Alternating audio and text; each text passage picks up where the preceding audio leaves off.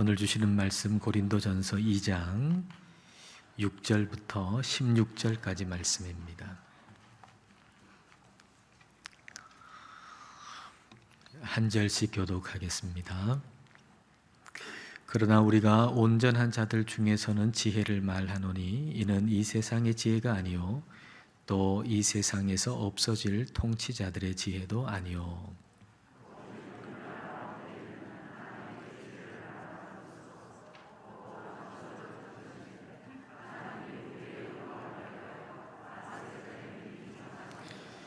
이 지혜는 이 세대의 통치자들이 한 사람도 알지 못하였나니 만일 알았더라면 영광의 주를 십자가에 못 박지 아니하였으리라.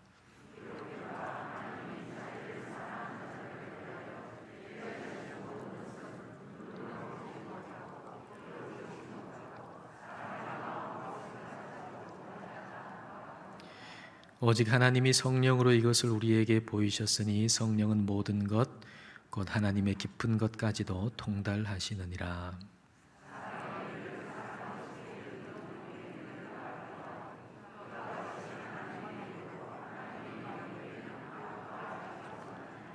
우리가 세상의 영을 받지 아니하고 오직 하나님으로부터 온 영을 받았으니 이는 우리로 하여금 하나님께서 우리에게 은혜로 주신 것들을 알게 하려 하심이라.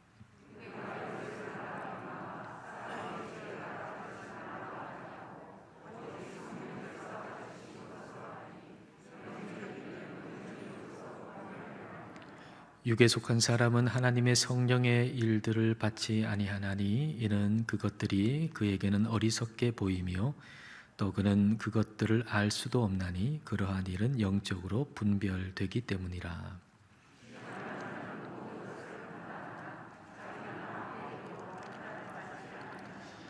함께 읽겠습니다. 누가 주의 마음을 알아서 주를 가르치겠느냐? 그러나 우리가 그리스도의 마음을 가졌느니라. 아멘. 고린도 교회는 분쟁이 있는 교회였습니다. 근데 이 문제가 굉장히 복잡한 문제인 것 같이 보이지만 복잡하면 복잡할수록 기본으로 돌아가는 것이 매우 중요하죠. 첫 단추가 잘 끼워져 있는가를 보는 것이 중요하다는 것입니다. 그 첫 단추에 해당하는 것이 오늘 본문 6절 전반절에 기록되어 있는데요. 6절 전반절에 이렇게 되어 있습니다. 그러나 우리가 온전한 자들 중에서는 지혜를 말하노니. 자, 여기에 온전한 자들이라고 되어 있는데 이 온전한 자들이 누구이겠습니까? 고린도 교회 성도들 가운데서 영적으로 성숙한 사람들 그리고 성숙하지 않은 사람들로 나뉘었을 때 성숙한 사람들이라고 볼 수도 있겠습니다. 그러나 이것만 있다면 그것은 바울이 고린도 교회의 분쟁을 더 부추기는 것이 됩니다. 안 그래도 이파 저파로 나뉘어져 있는데 거기다가 성숙파 미성숙파를 더하는 꼴이 되는 것이죠. 물론 이와 같은 구분도 있습니다. 고린도전서 3장에 가면은 이제 예수님을 믿는 사람들 가운데서 이제 성숙한 사람들, 그에 반해서 어린아이 같은 사람들이 있다라고 하는 얘기를 하는 거죠. 근데 이것은 더 분쟁하도록 하기 위한 것이 아니라 발전하게 하기 위해서 하는 이야기입니다. 그래서 이걸 위해서 먼저 이 두 부류로 나누어서 얘기하기 전에 먼저 우리 모두가 하나다라고 하는 것을 강조하는 것이고요. 그리고 이 온전한 자들이라고 하는 것은 우리 모두가 하나다라고 하는 걸 강조하는 이야기입니다. 온전한 자들이라고 하는 것은 결국 예수님 믿는 사람들 가운데 미성숙한 사람들에 비해서 성숙한 사람들을 얘기하는 것이 아니라 예수님을 믿지 않는 사람에 대해서 예수님을 믿는 사람을 얘기하는 거죠. 예수님을 믿는 사람들. 그러니까 다시 말하면 신분적 차원에서 온전한 자들이라는 얘기입니다. 신분적인 차원에서 온전한 자들. 왕에게서 아들이 태어났어요. 그러면은 그 아들이 태어나는 그때부터 이미 왕의 아들입니다. 그 아들이 왕자로서 어떤 품이 있는 어떤 행동을 했을 때, 어떤 업적을 세웠을 때, 그때 비로소 왕의 아들이 되는 게 아니라 그 아들로 태어나는 순간부터 이미 그 왕의 아들인 거죠. 신분적으로 온전한 왕의 아들입니다. 신분적으로. 마찬가지로 우리는 예수님 안에서 하나님의 자녀가 됐습니다. 저와 여러분은 예수 그리스도 안에서 하나님의 아들, 딸이 되었습니다. 우리가 어떤 품이 있는 어떤 일을 했다고 해서, 그리고 어떤 업적을 남겨야 그때 비로소 하나님의 자녀가 되는 게 아니라 예수 그리스도 안에서 이미 저와 여러분은 하나님의 자녀인 겁니다. 그러니까 신분적으로 온전한 자들인 거죠. 저와 여러분은 신분적으로 온전한 자들입니다. 이게 첫 단추예요. 자, 여러분 자신에게 한번 말해 보세요. 나는 온전한 자입니다. 네, 옆에 분한테도 당신은 온전한 자입니다. 네, 이게 첫 번째 단추예요. 고린도 교회 성도들은 어떤 행위적인 차원에서가 아니라 그들의 신분적인 차원에서 온전한 자들이에요. 하나님의 아들이고 하나님의 딸인 거죠. 그 신분적인 차원에서 온전한 사람들입니다. 이게 첫 번째 단추죠. 이 첫 단추를 잘 끼웠다면 우리가 다 하나님의 자녀인데, 너와 내가 다 하나님의 자녀인데, 그렇다면 이제 우리가 한 마음 한 뜻으로 그리스도 안에서 그리스도의 자녀다운 삶을 살아가자, 이렇게 되는 것이 이제 두 번째 단추가 될 수가 있겠죠. 근데 이 첫 단추를 잘못 끼워가지고 고린도 교회 성도들은 서로 이제 수준을 따지는 거죠. 너는 수준이 낮고 나는 수준이 높고, 근데 그 수준이라고 하는 것이 뭔가 세상적인 기준에서의 수준이었던 겁니다. 자, 6절 말씀을 보십시다. 그러나 우리가 온전한 자들 중에서는 지혜를 말하노니 이는 이 세상의 지혜가 아니요 또 이 세상에서 없어질 통치자들의 지혜도 아니요. 첫 단추를 끼우면, 다시 말하면 우리는 하나님의 자녀이고 그리고 신분적으로 온전한 자들이다 라고 하는 게 분명하면 우리에게 있어서 지혜는 뭔가 예수 그리스도가 지혜라는 거죠. 예수님을 따르는 게 지혜고, 예수님을 따르기 위해서 다른 걸 내려놓는 것이 지혜다라고 하는 것입니다. 근데 이 지혜는 세상 지혜하고는 완전히 다르잖아요. 예수 그리스도가 지혜다 우리에게. 근데 이건 세상 지혜하고는 완전히 다른 것인데, 근데 고린도 교회에는 이 세상 지혜가 스며들어와 있었다라는 것입니다. 세상과 통치자들의 지혜라고 그랬는데, 이것은 그 시대의 각광을 받는 지혜를 얘기하는 거예요. 그 시대마다 각광을 받는 지혜가 있잖아요. 이게 최고다, 이것만 있으면 전부다 라고 생각할 정도로 매력적이고 각광을 받는 그런 지혜. 근데 그게 전부인 것처럼 보이고 그게 영원한 것처럼 보이지만, 그러나 결국 그것은 없어질 것이다 라는 얘기입니다. 퀴리 부인이 방사능 물질인 라듐을 발견해가지고 노벨상을 받았는데요. 그래서 그 당시 사람들은 그 라듐이 만병통치약 같이 생각이 들어가지고 뭐 아무 환자에게나 라듐 광선을 쏘였다 그래요. 뭐 지금처럼 우리가 이 방사능 물질이 얼마나 위험한가, 해로운가라고 하는 걸 우리는 알기 때문에 그런 일은 뭐 있을 수가 없는 일이죠. 근데 그게 뭐 좋다, 뭐 건강에 좋다 이렇게 생각하니까 뭐 그거로 뭐 치약도 만들고 연고도 만들고 그걸 바르고, 그리고 이제 그게 어둠 속에서 빛을 이렇게 바라니까 여성들은 그게 좋아 보여가지고 입술에도 바르고 치아에도 바르고 뭐 손톱에도 바르고 그랬다 그래요. 지금 생각하면 얼마나 한심한 일입니까? 죽는 일을 한 거 아닙니까? 세상의 지혜라고 하는 게 그런 거예요. 지금 이 시대 현재 입장에서는 굉장히 좋아 보이고 뭔가 될 것처럼 보이지만 결국 그게 우리를 살리지 못한다는 거죠. 결국 멸망으로 인도한다는 겁니다. 고린도 교회 분쟁도 마찬가지인 거예요. 세상 지혜가 들어왔고 그 세상 지혜를 붙들어서 그렇게 된 거죠. 서로 편을 갈라 분쟁하는데, 그 이유는 뭐냐? 그 기준은 뭔가? 어떤 세상적인 능력, 어떤 세상적인 지위, 그리고 화려한 언변, 언술, 뭐 이런 것들로 자꾸 나뉘어진 것이죠. 그리스도가 아닌 세상 지혜가 교회 안으로 들어와서 분쟁을 일으킨 거예요. 여러분, 우리는 어떤가요? 우리는 교회에서나 가정에서나 또는 인간관계 속에서 무엇 때문에 분쟁하고 무엇 때문에 속을 썩고 무엇 때문에 속상한가요? 예수 그리스도 때문인가요? 그게 예수 그리스도 때문인가요? 우리가 속상한 그 일이 예수 그리스도 때문이 아니라면 더 이상 그 일 때문에 속 썩지 마십시다. 그 에너지를 거기에 쏟지 말고 예수 그리스도, 우리를 위해서 죽으신 예수 그리스도, 다시 사신 예수 그리스도, 그분이 가신 좁은 길, 그 순종의 길을 가고 그분을 전하는 데 우리는 에너지를 써야 할 것입니다. 이게 우리의 삶에서 더 깊이 맛보고 경험해야 할 일입니다. 7절 말씀을 보겠습니다. 오직 은밀한 가운데 있는 하나님의 지혜를 말하는 것으로서, 하나님의 지혜라고 하는 것은 예수님의 십자가와 부활을 의미하는 거예요. 곧 감추어졌던 것인데 하나님이 우리의 영광을 위하여 만세 전에 미리 정하신 것이라.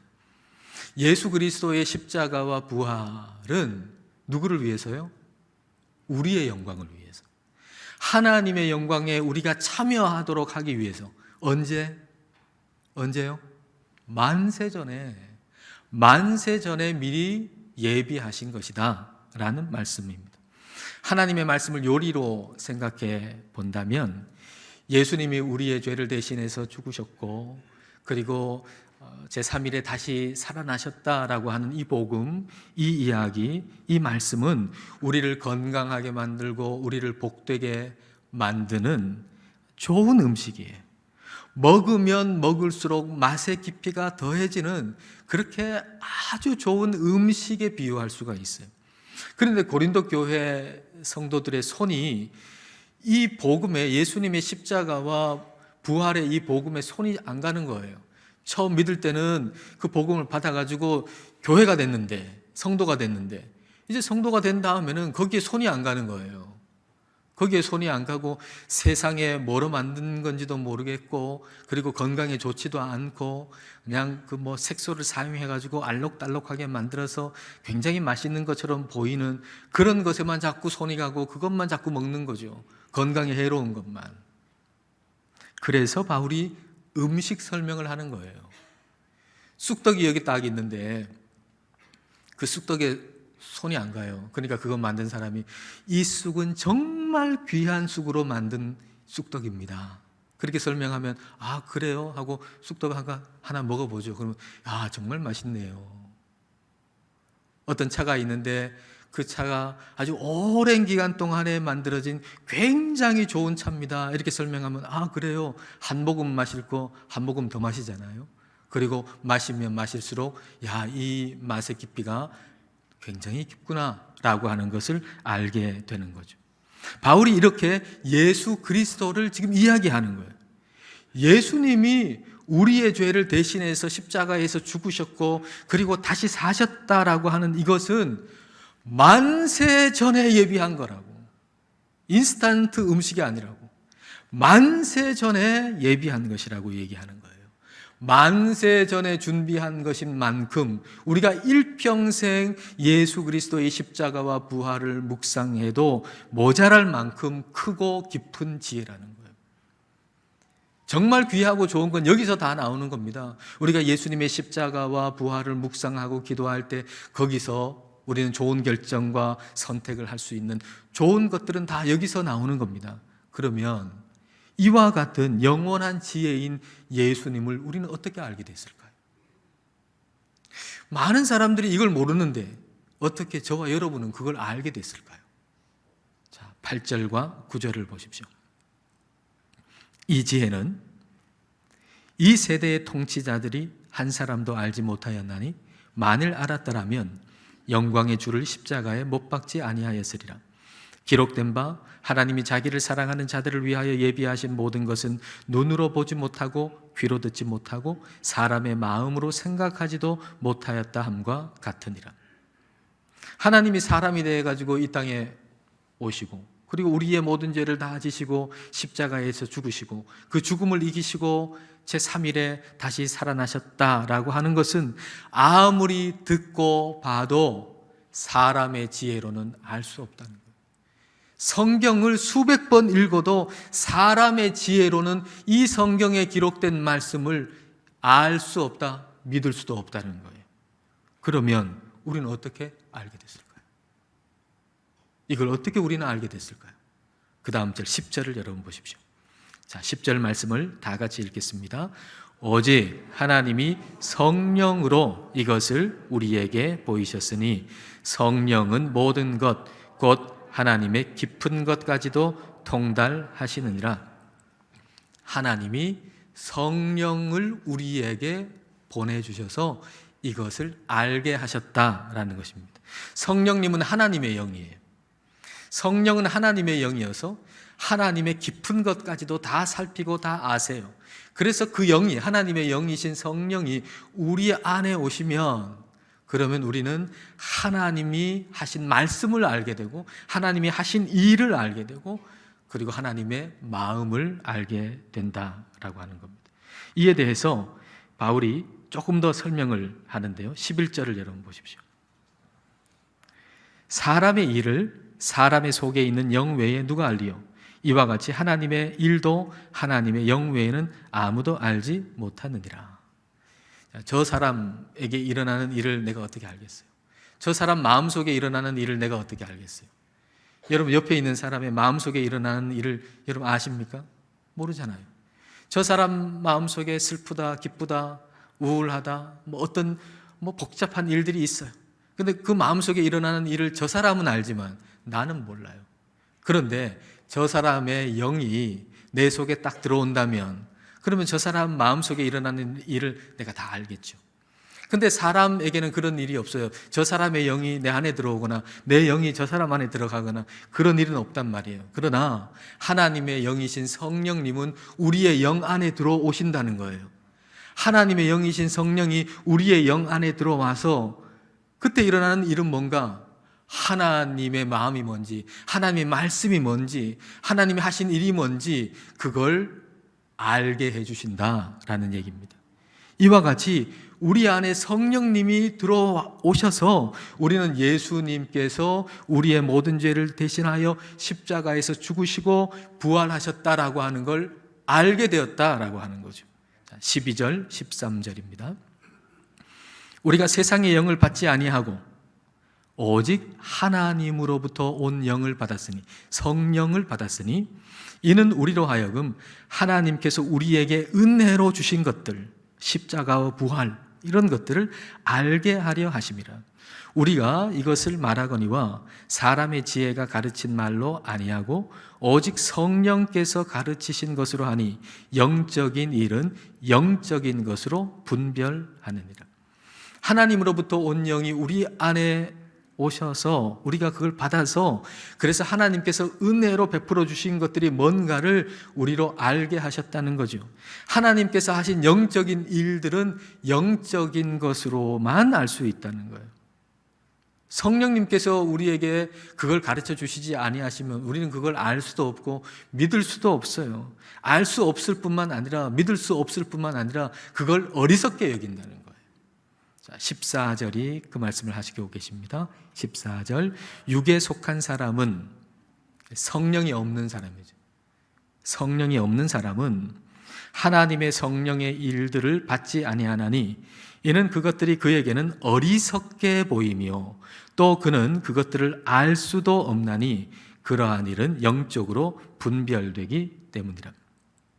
하나님의 영이 없는 사람, 성령을 받지 않는 사람은 하나님이 하신 일이 어리석어 보여요. 어떻게 하나님이 사람이 될 것이며 어떻게 그분이 십자가에서 죽을 것이며 그리고 죽었던 사람이 어떻게 살아날 것인가, 그리고 그분을 믿을 때 구원을 받는단 말인가, 그걸 믿는 사람들이 어리석게 보인다라고 하는 거죠. 이 영원한 진리가 어리석게 보이니까 그 다음에 하는 모든 선택은 멸망으로 가는 걸 선택할 수밖에 없다는 얘기입니다. 우리를 생명으로 인도하는 이 진리가 어리석게 보이니 그 다음에 그 사람이 하는 모든 선택은 다 멸망으로 가는 선택을 할 수밖에 없는 것이겠죠. 성령님이 우리 안에 계셔야만 우리는 생명으로 인도하는 올바른 결정을 내릴 수가 있습니다. 성령이 우리 안에 계셔야만 우리는 우리를 생명으로 인도하는 올바른 결정과 선택을 할 수가 있습니다. 자, 15절 말씀입니다. 자, 15절을 같이 읽겠습니다. 신령한 자는 모든 것을 판단하나 자기는 아무에게도 판단을 받지 아니하느니라. 여기 신령한 자는 성령을 받은 사람을 얘기하는 거예요. 성령님이 나와 함께 계셔서 예수님이 내 죄를 대신해서 죽으셨고 다시 사셨다라고 하는 걸 믿는 사람, 우리들이죠. 신령한 사람. 근데 이 사람은 모든 걸 판단한다 그랬어요. 모든 걸 판단한다. 판단한다라고 번역된 이 단어는 14절에서 분별한다 라고 번역된 단어하고 똑같은 단어입니다. 아나크리노라고 하는 헬라어인데요, 의미는 면밀하게 살핀다, 그런 의미. 면밀하게 살핀다. 신령한 자는 모든 걸 판단한다라고 하는 얘기는, 신령한 자는, 성령 받은 사람은 모든 것을 면밀하게 살펴서 올바른 것을 선택하고 결정한다라는 얘기입니다. 옳은 결정을 한다. 그러니까 바울이 이 얘기를 하면서 어떻게 보면 그 고린도 교회 이 성도들이 이렇게 생각하고 결정하기를 바랬을 수도 있을 것 같아요. 이런 생각. 그래, 맞아.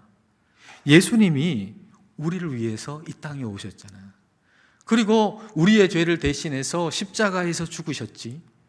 그리고 죽음을 이기시고 다시 사셨고, 그리고 그 첫 열매가 되셨듯이 우리도 그 부활의 몸을 입게 될 거야. 그러니 이제 우리 한 마음 한 뜻이 되어 주님 뜻대로 살고 부활하신 주님을 전하며 살자. 이게 옳은 결정 아니겠어요? 면밀히 살펴보는 거죠. 주님께서 하신 일을 면밀히 살펴보는 거죠. 딴 생각하는 게 아니고 주님께서 하신 일을 면밀히 살펴보는 거죠. 주님께서 우리를 위해서 하신 일들을 하나하나 따져보고 생각해 보면서, 그래, 그렇다면 내가 이렇게 사는 게 맞아 라고 옳은 결정을 하는 게 바로 신령한 자들이다 라는 얘기입니다. 그리고 아무에게도 판단을 받지 않는다 그랬어요. 아무에게도 판단을 받지 않는다라고 하는 것은 성령의 사람을 세상이 성령의 사람을 면밀하게 살펴가지고 이리저리 마음대로 움직이게 할 수 없다, 그런 얘기입니다. 성령의 사람도 뭐 하늘에 사나요? 이 땅에 살죠. 이 땅에 살지만 이 땅에서 어떤 세상이 내 안에 들어오지 않는다는, 이 땅에, 이 세상에 살지만 그 세상이 내 안에 들어오지 않는다라고 하는 게 아무에게도 판단을 받지 않는다는 얘기예요.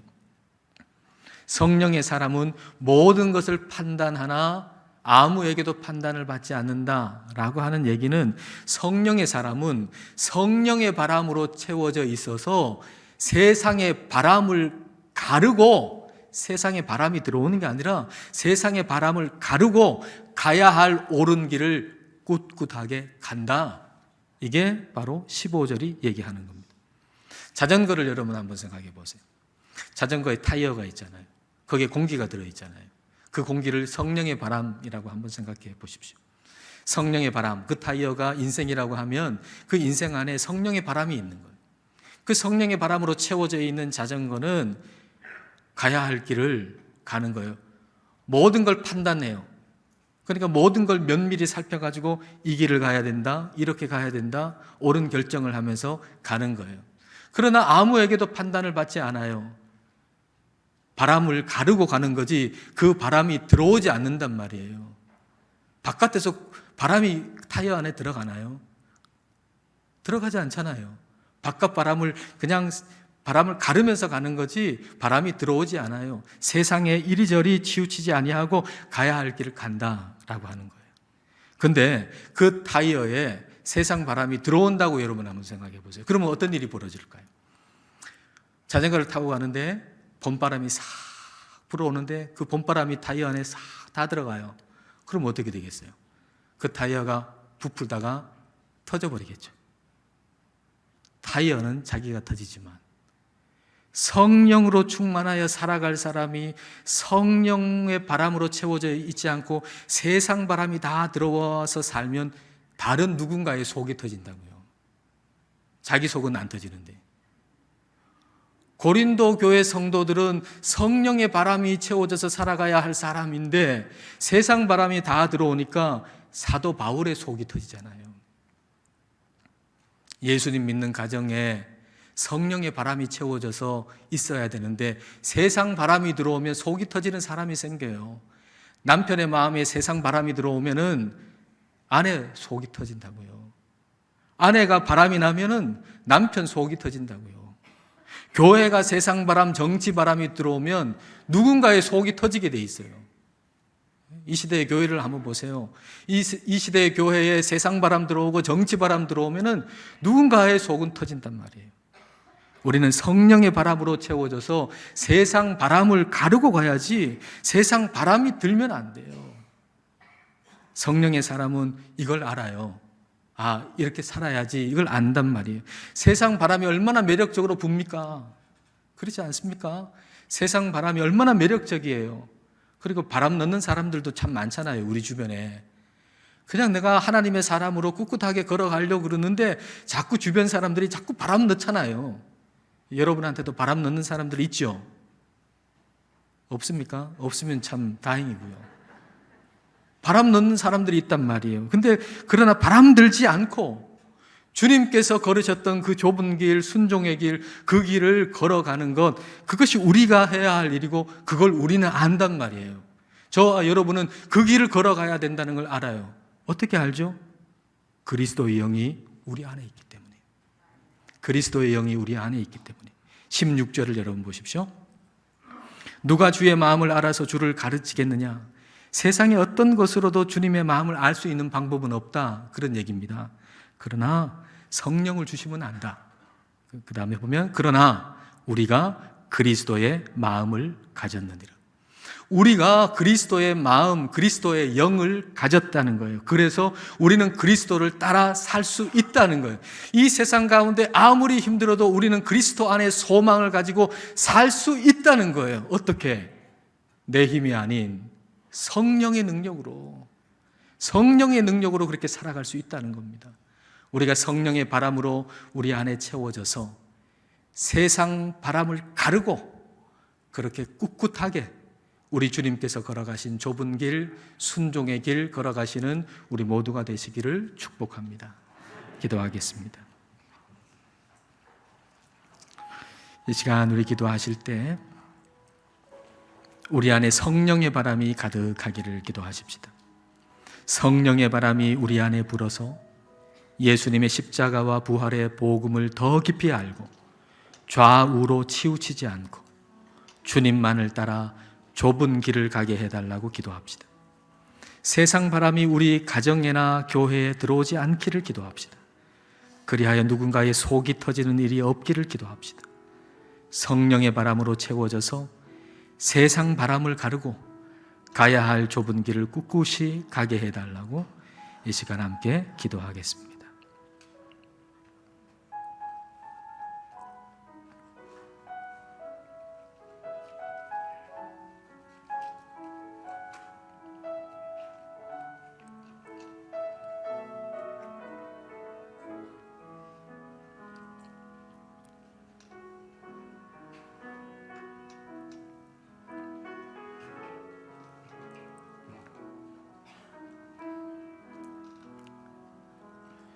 하나님 아버지, 우리들에게 성령을 보내주셔서 예수님이 십자가와 부활의 의미를 알고 믿게 하심을 감사드립니다.